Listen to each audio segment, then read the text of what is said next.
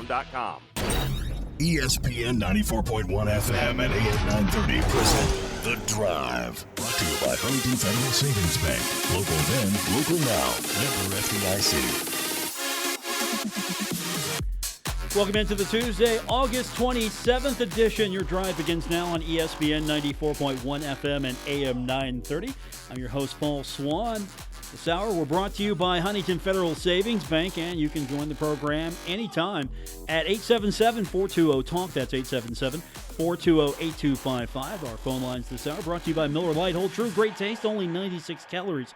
It is the original light beer. Also, you can find me on social media. On Twitter, I'm at Paul Swann, and then on Facebook, you can find the show by searching The Drive with Paul Swann. Coming up today on the program, we're going to hear comments from Marshall head football coach Doc Holliday, along with Levi Brown. We'll get his comments on the upcoming game with VMI, plus Ted Wilson from the Marcelo Latterman Memorial Scholarship. He's going to be on the program here in a little bit. He's going to update me on the auction that's happening. It's going to be wrapping up, and you can go to our website right now and bid on some items at WRVC.com. But first things first, we want to talk today about the news that broke earlier about Stewarts Original Hot Dogs and Sodexo. Now, Sodexo holds the contract for the food services at the stadium and other parts of campus, and they've ended their contract with Stewarts Original Hot Dogs. Now, the decision to terminate the contract was Sodexo, not the university or the athletic department. And, of course, a lot of people are divided on this. Some people feel like this is a retribution move for comments that John Mann Jr., the owner, Stewart's Original Hot Dog, has made in the past. And others, on the other hand, applaud this. To help us sort it all out, she's been covering the story for the Herald-Dispatch. Taylor Stuck is with us on the program. And Taylor, you've been all over this today, and you've got the latest on what's going on here. This has really got a lot of people divided. Yeah, hey, I just actually about 30 minutes ago got off the phone with John, so I got his side of the story. Haven't been able to talk to Sodexo yet today, though, so I only have one side, but I can definitely tell you what he's thinking and feeling and what he was told as to why this happened. So what's his point of view on this? Because I know he's been a longtime vendor with Marshall University. So Stewart, the Marshall connection, it's long time, it's deep. You know, Stewart's Original Hot Dogs is for a lot of people, it's a Huntington tradition. So there's a lot of things going on here. Yeah, it's been 32 years that he's been selling his hot dogs at Marshall at the stadium. So he told me today that he sat down with Sodexo last week, and one of the things right off the gate he was told is that they have some political and contractual differences. So he wasn't really sure what they meant by political, but it is important to note that that John is a delegate in the state house of representatives. He's a Republican, and there was a petition that went out earlier in the year in April that some people had some issues with some claims that he had made, and it was about Muslims, and there were also some votes that he made, people saying that he voted against LGBTQ people, though John says that those were misunderstandings. But really what it comes down to with Sodexo, it seems to be money. John said that they had an agreement for a long time of what he would make per hot dog sold. So for about 9 years ago, they had a contract that they were selling hot dogs for $3.50 a piece, and he was making about 79 cents per dog that was sold. And about 10 years ago, they changed that contract. They raised the prices of hot dogs to $4, and John was making a little bit more money off those dogs.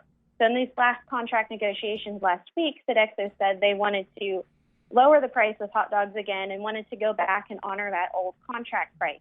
And John just said, look, I can't do that now. The minimum wage is more now. Things cost more. So I just can't financially feasibly go back to that. They also came back and offered him another lower price to have just a couple stands instead of being in all 12 of the concession stand booths. They said maybe you could have just one or two on each side. And John just said, that's just too low and that's just not going to work out for me. I don't think that's going to serve the fans well. So John had to just make the decision that he couldn't contract. He said he's very disappointed, though.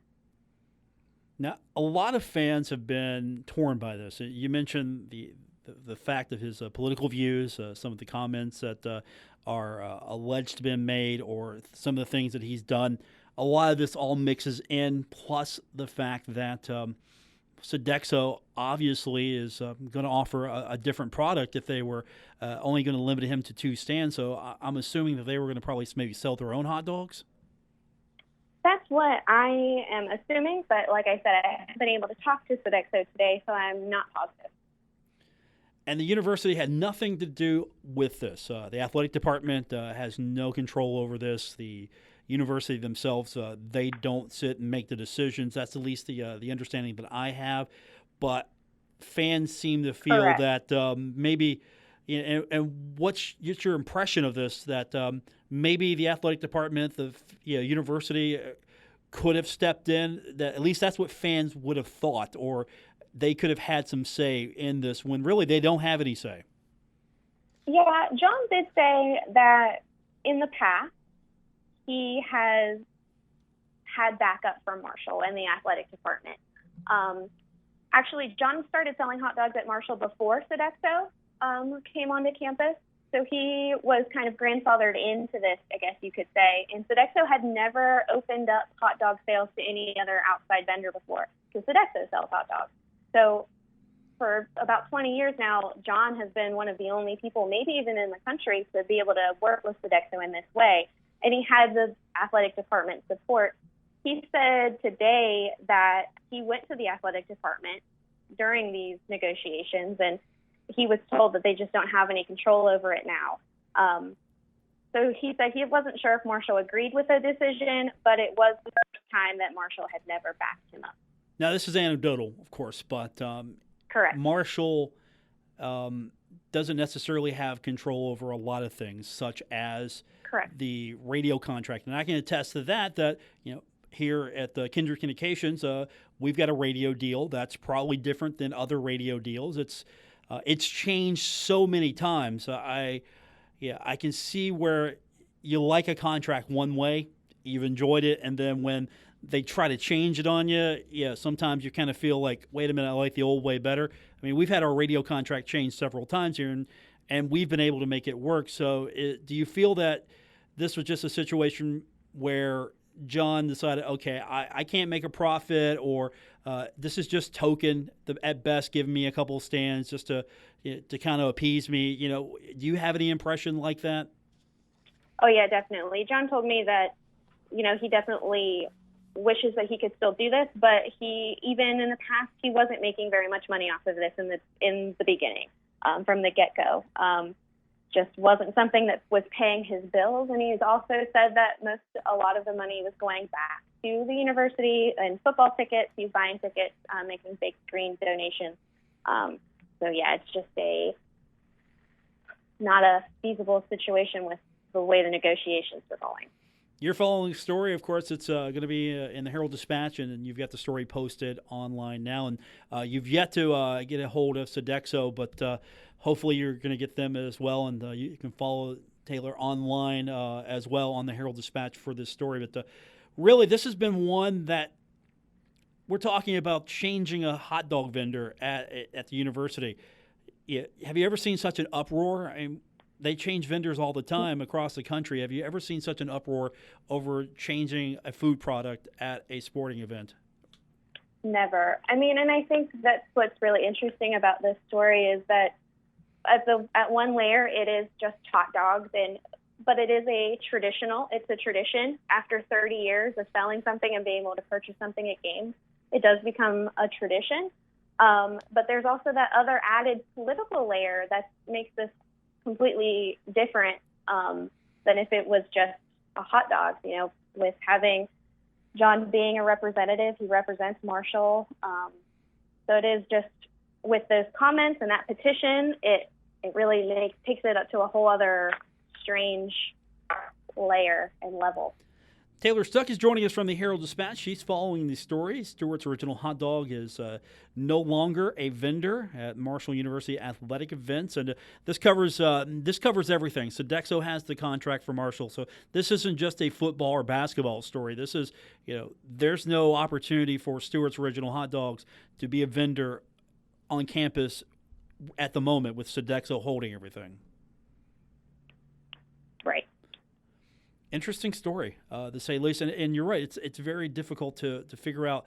Is it more money? Is there a political element? This could honestly be just a business negotiation, which is colored by John Mant Jr.'s political service and his comments as well. So you've got your hands full with this story. Oh yeah, definitely. It's a lot, and there's lots of, like I said, lots of layers to it. That you just, I think, only in West Virginia would hot dogs be this big of a story. Yeah, we do love our hot dogs, don't we? We do. Yeah, and it's probably the only place where you can actually have an office fight on who has the or where do you get the best hot dog in Huntington. You can probably only hear those arguments here. Yeah, we're pretty lucky. Taylor Stuck is our guest. You're going to be following the story. It'll be a Herald-Dispatch website and, of course, in the print edition as well. And you hope to have follow-up as well from Sodexo. Yeah. Before we let you go, what's been the initial overall temperature of the room as far as the fans are concerned? I know there are sides to this story. Where do you see it going? More towards John's point of view? More towards, the university is just making a business decision, somewhere in the middle? We have lost Taylor. Taylor Stuck, our guest from the Herald-Dispatch. When we continue, we'll hear from Doc Holliday. Doc getting ready for VMI, so we'll have his opening comments. Also, we're going to hear from Levi Brown. Levi getting us ready for the VMI. He's got Levi, I'm going to tell you right now, Levi can break down game film. Just listen to him talk. He knows what's going on, and so he should. So we're going to hear from Levi Brown. We're going to hear from Doc Holliday. Also, Ted Wilson's going to join us, Marcelo Latterman Memorial Scholarship. He's going to get us updated on the auction that's taking place right now, all when we continue with today's edition of The Drive, ESPN 94.1 FM and AM 930. You're listening to The Drive with Paul Swann on ESPN 94.1 FM and AM 930. All right, you know the deal. It's game week. Players on Monday, special players on Tuesday. Doc Holliday on Tuesday. That's usually how it rolls. We'll have comments from a lot of these guys all week long as we get you set for Marshall's home opener against VMI. Today was Doc Holliday Day. Doc Holliday, I'm sure he's just happy to get past this point, get to the field, play a football game. Starting out with VMI, you got 7 home games. It's going to be a lot easier for the Thundering Herd. Not as much travel, and we're ready to go. So it's sort of official for me now. I know we've been counting it down, but it's official for me because I saw players yesterday, I saw some players today, and I saw Doc Holliday today. So without any delay, Doc Holliday, Thundering Herd, getting ready for VMI. Here's Doc Holliday's opening statement as he addressed the media earlier this afternoon.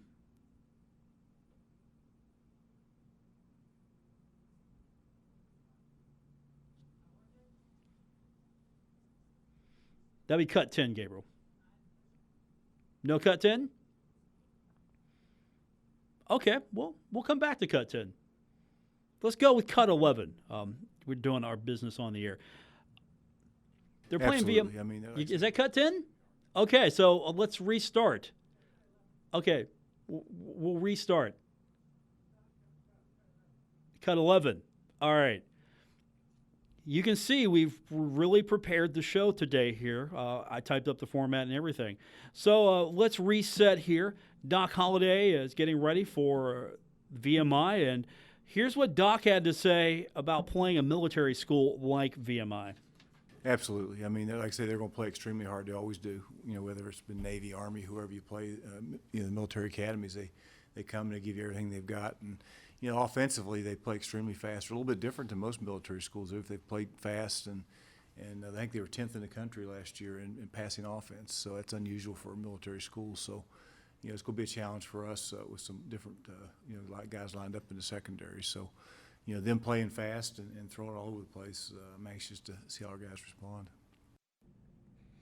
Also, you've got it's easier, isn't it, to play an FCS school if you're an FBS school in week one because of the fact that you are focused in. You're locked in. If you're playing a school like VMI, maybe week 3, are you really locked in the way you are in week 1? And here's Doc addressing playing an FCS school in week 1.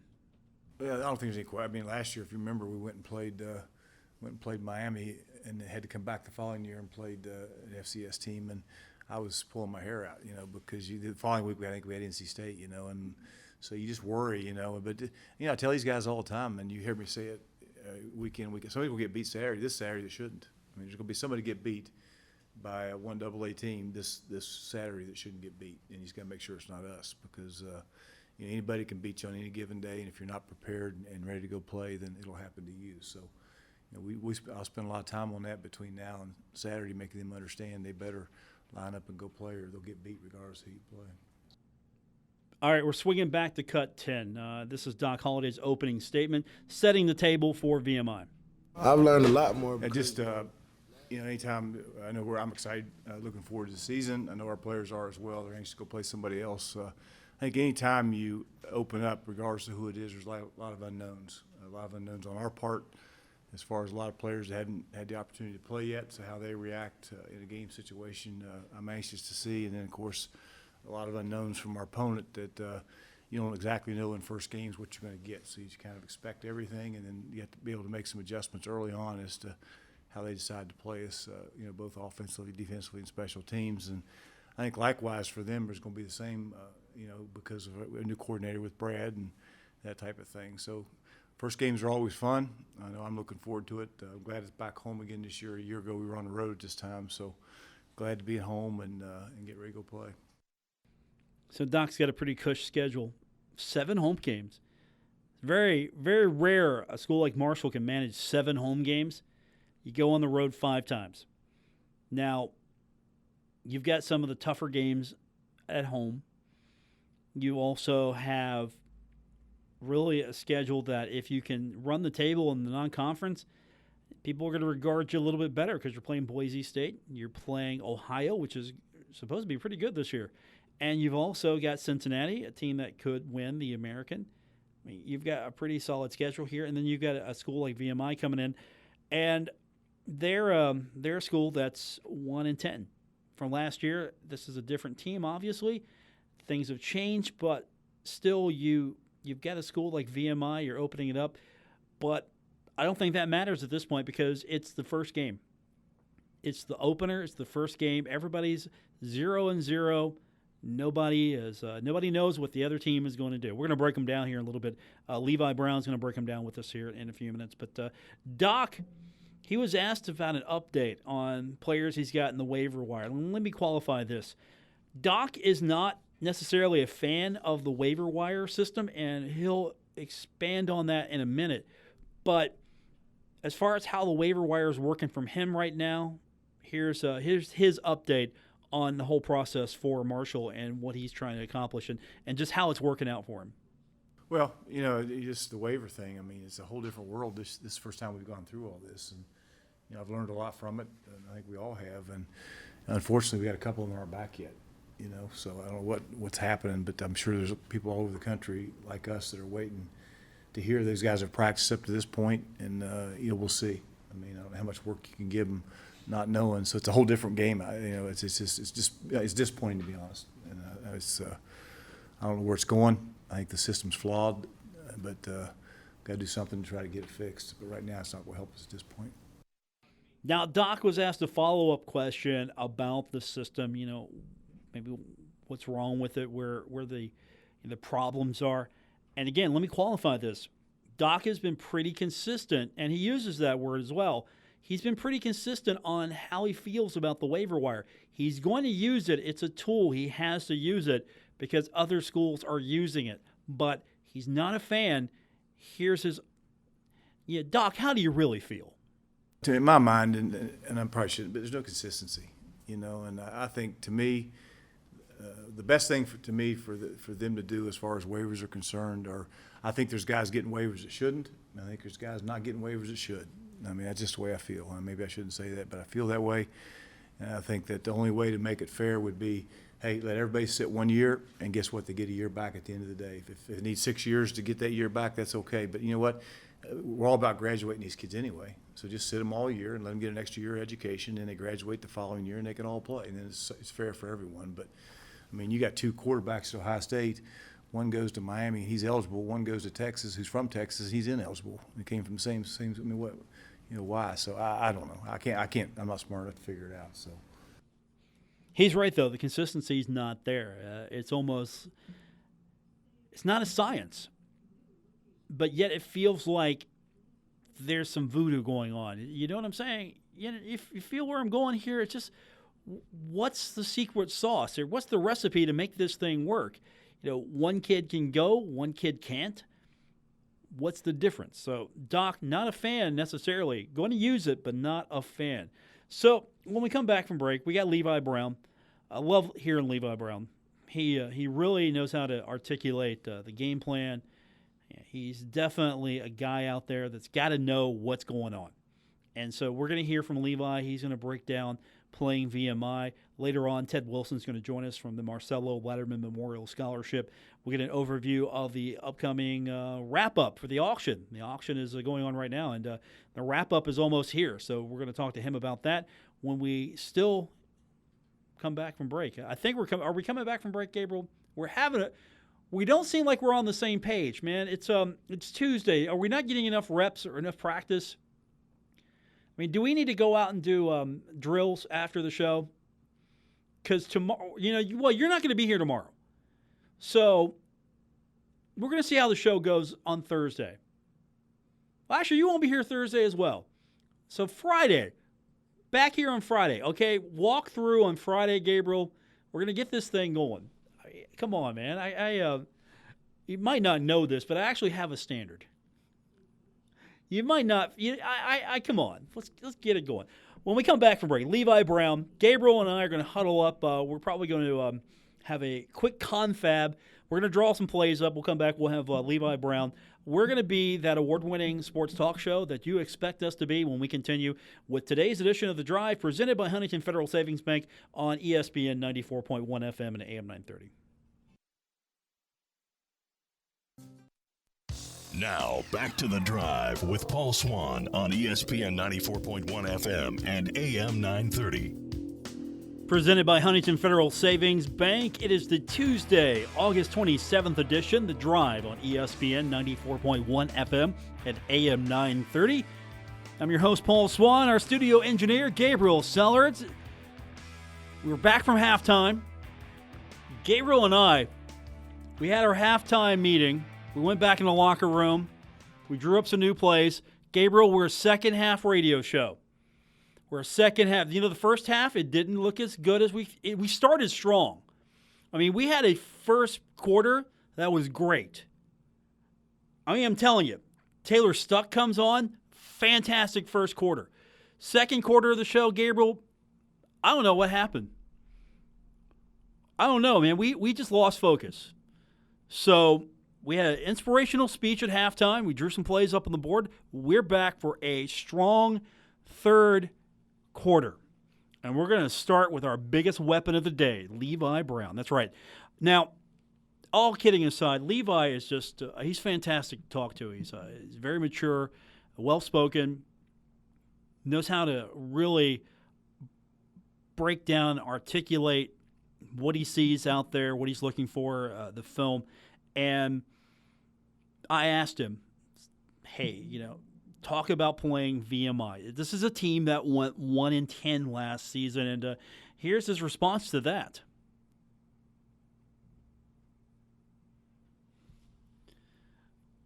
Gabriel, are we having a misfire again on the audio?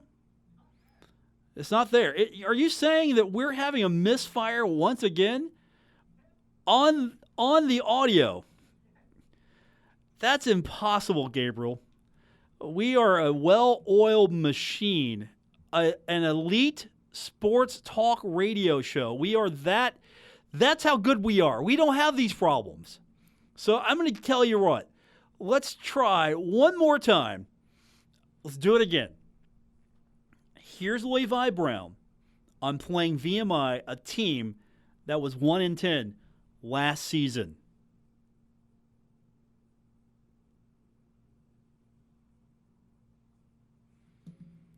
Not hearing it. You're pushing the button.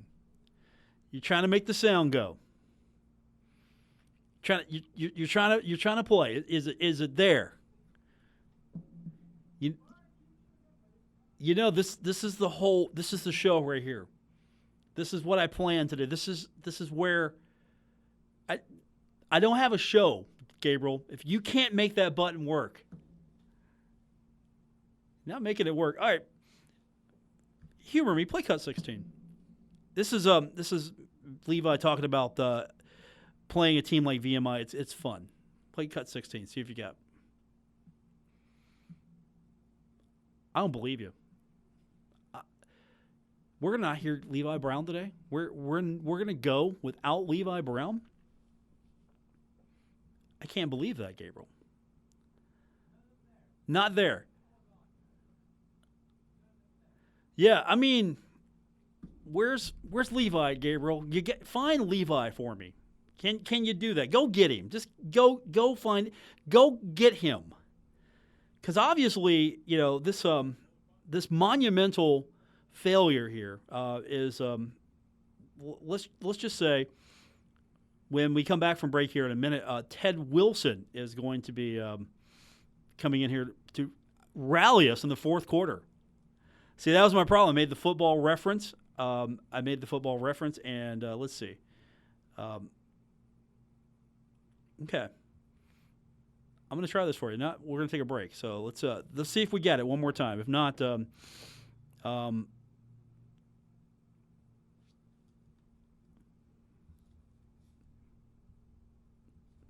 think we got the problem fixed. You know, we're trying to fix this on the air at the same time. So here is Levi Brown.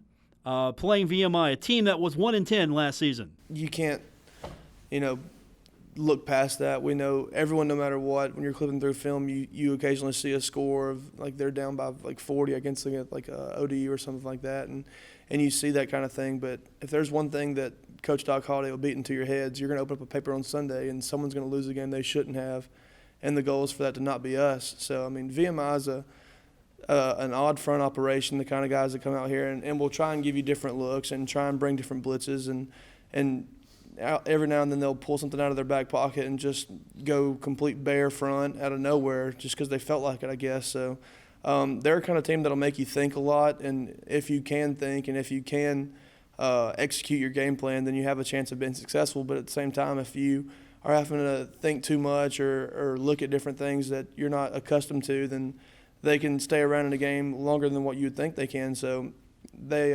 pose a mental struggle, but we've had a couple extra days, and I think we've done really good at locking in on our game plan and figuring it out. That was Levi Brown. Good job, Gabriel. Good job.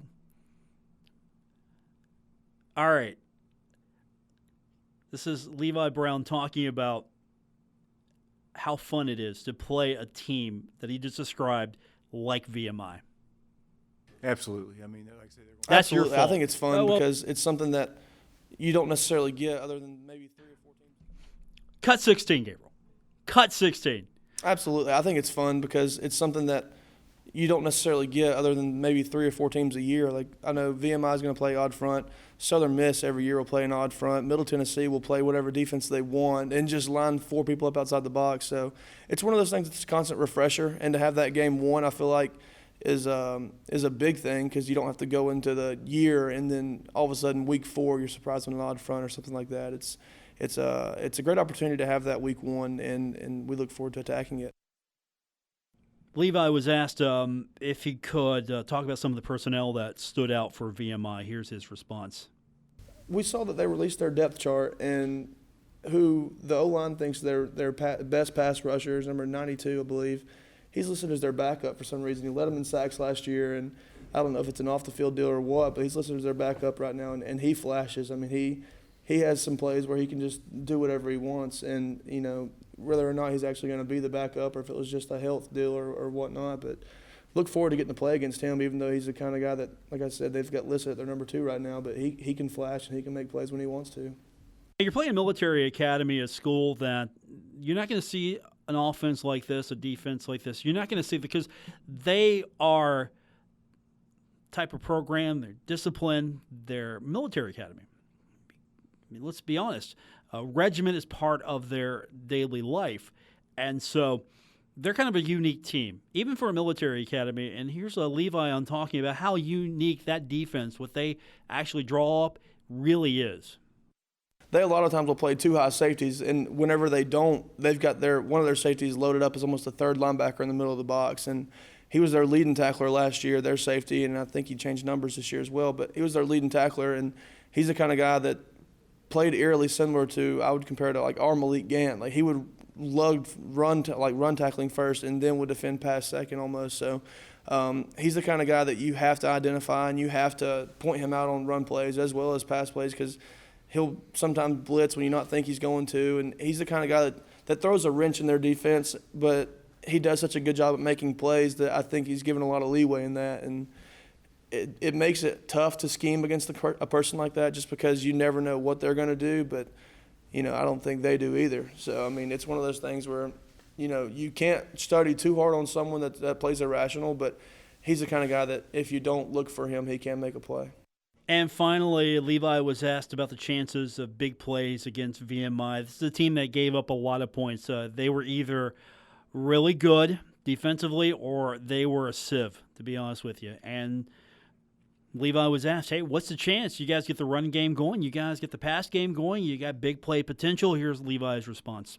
The chances for big plays are there for every game we'll play, because no matter what defense someone's playing, the right play presents the right hole at some point in time. And luckily for us this year, we've got weapons outside and inside. You know, we've got a really experienced offensive line. We've got a completely full stable of running backs, to the point where I don't even know who's traveling and what, because everyone's just so competitive. And at that point, I mean, there are times that in practice when the number 1 offensive line is up and you look back and you've got Jalen Sykes or Knowledge McDaniel or one of the completely new guys behind us, but you don't feel a misbeat. So the opportunity for big plays is there, not just because of what a defense can give us, but I think of what an experienced group of guys we have. Levi Brown breaking it down against VMI. We will come back from break. Fourth quarter. Can we rally in the fourth quarter, Gabriel? We got Ted Wilson. We're bringing in Ted Wilson. We'll find out if we can do it when we continue with today's edition of The Drive here on ESPN 94.1 FM and AM 930. This is The Drive with Paul Swann on ESPN 94.1 FM and AM 930. Presented by Huntington Federal Savings Bank. Welcome back to the Tuesday, August 27th edition. It's the fourth quarter. Football analogies today, Ted Wilson, because, you know, first quarter, I mean, we came out like game busters. First quarter was awesome. Second quarter, you know, we let up. Had the pep talk at halftime. Third quarter, we're thinking, all right, we're gonna get back here. No, we fumble. We fumbled a couple times. Well, let's bring it home now. We're bringing it home. You know what? We need a couple of defensive stands for this fourth quarter, and we need a couple of scores. Ted Wilson, I mean, I'm calling in the KG veteran. Get us a victory. Well, we're going to try. Appreciate you having me back again. This is for the Marcelo Latterman Foundation. We do 2 of these auctions every year. So we've got 7 items now out there on your website. I invite everyone to go to auctions.kindredcharities.org and find these items. And if you can't remember all that, just go to WRVC.com. It's a shorter website to go to, and it'll get you to the same link. But we've got 7 items out there. The first one is a golf bag from the Greenbrier. It is a tour bag, a large bag. It's a gorgeous bag. It's something I don't think you would want to play with, but would put on display because It is really colorful, maybe like a unicorn blew up on it or something, but it is really a gorgeous thing. It says West Virginia is strong on it. You need to go out there and look at this item and just see it, because I've never seen another golf bag like this anywhere. Second item we've got are some Marshall football tickets it's 3 tickets. It's for the 3 home games in September, or the 3 early games, VMI this week, and Ohio and Cincinnati. It's for 2 tickets for those 3 games, and there is a parking pass included in what they refer to as the North Maple lot, which is really behind Dunkin' Donuts. So this is almost a $400 value, and it's out there. So if you want to go to the games in the warmer weather, this is something you need to go look at. Our buddy Bobby Gleason over at Wellman O'Shea has stepped up and come through again. We have a diamond ring out there. It has a full description on it. The picture does not do it justice. It looks much, much better in person than it does in that picture. It's a gorgeous ring. And again, we thank Bobby Gleason. Bobby's been with us this is the 7th year for this outing, and he's been with us every inch of the way, and we appreciate Bobby. We have 4 tickets to any University of Tennessee home football game. That contact has been there with us too from day one. And in the past, they've said you could have 4 tickets to game A, game B. They pick the game. This time, they're allowing you to pick the game you want to go to. So if I don't know their schedule, but if Alabama's there, Georgia, whoever's there, you get to pick your game. So if you're a Tennessee, if you're a Tennessee fan, you need to go look at this. Would you like to know the schedule, Ted? Would you like to know sure, what games? You go ahead and tell them, because you got it in front of you. Okay, let's see if I can pull this up here. They've got Georgia State. Looks like BYU. Skip those. Let's skip those. Georgia. If I'm looking at this right, Georgia, Mississippi State, South Carolina. They've got Vanderbilt, UAB. So I'm thinking Georgia. I'm thinking Georgia might be your that sounds like the game you'd want out of that group. You know what? If I could go to Georgia and go to that game for a song, yeah, sign me up. And these are sideline tickets too. Yeah. Okay, so here's they've got Georgia State, BYU, Chattanooga, Georgia, Mississippi State, South Carolina, UAB, and then Vanderbilt. Those are the games you can choose from.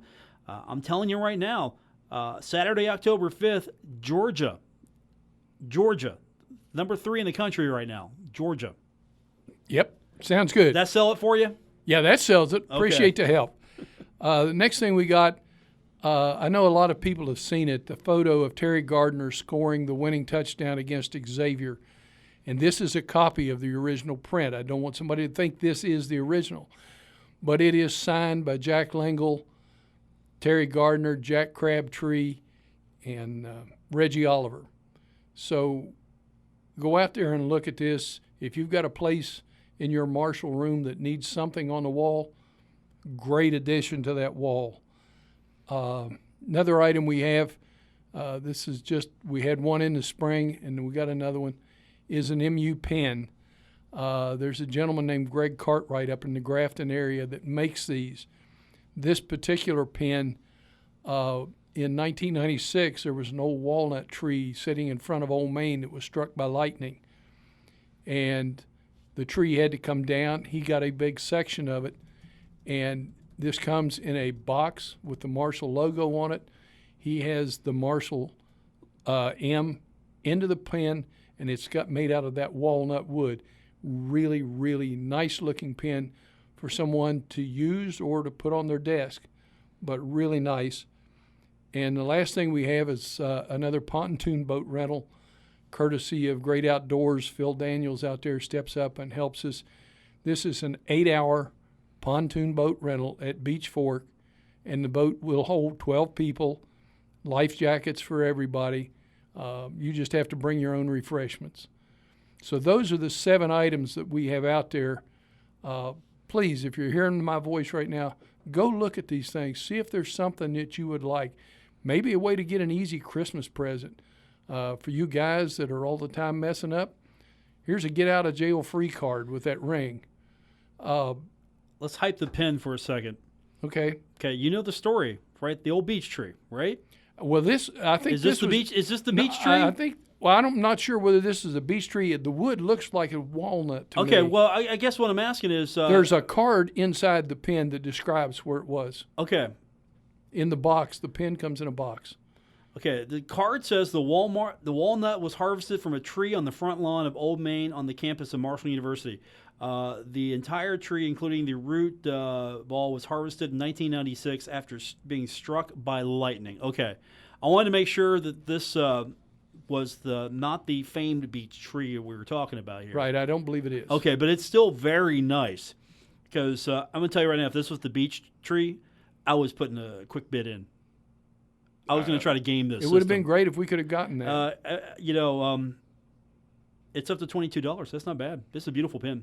Oh, yeah, and if you were to just go out and buy it, you couldn't buy it for that. No, you couldn't. And, I mean, he comes some of you may have met this gentleman. He comes to the Milton Pumpkin Festival every fall, has a stand, and my niece bought me one of his pins for Christmas. That's how I found out about him.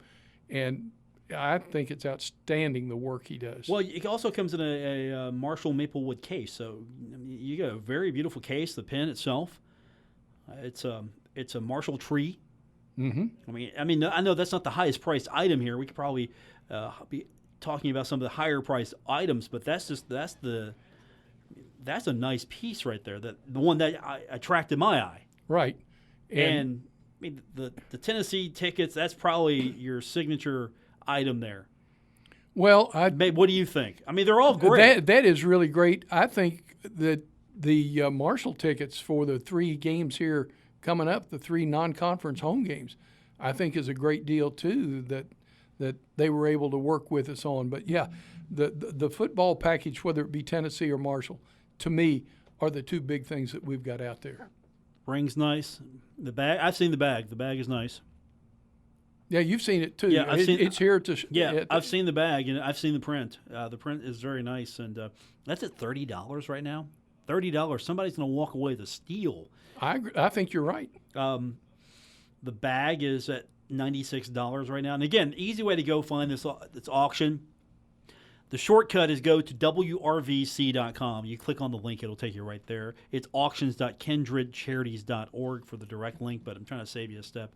Just type WRVC.com. You can go there and get to it just as quick. And auction's going to end, I believe, what time? Tomorrow at 3:59 p.m. So you don't have a lot of time left to get out there and do this. Does that mean Please help us. Does that mean you make a return visit tomorrow? Is that the contract you have to come back and announce?